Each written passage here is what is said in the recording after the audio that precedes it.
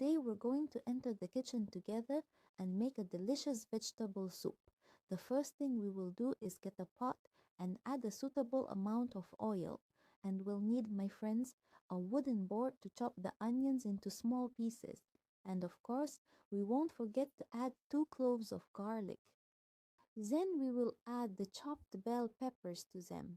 After that, my friends, we will add a suitable amount of chopped carrots. We put on all these ingredients any vegetables we have, like zucchini and beans. I also added potatoes and peas, my friends, and to enhance the taste, we added parsley, celery, and basil. Let's not forget, my friends, to add tomatoes for additional nutritional value. After adding the soup to these ingredients, we will add an appropriate amount of salt along with an appropriate amount of black pepper to the soup ingredients. We will mix all the soup ingredients together.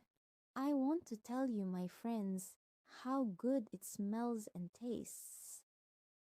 And with that, my friends, today's episode has concluded.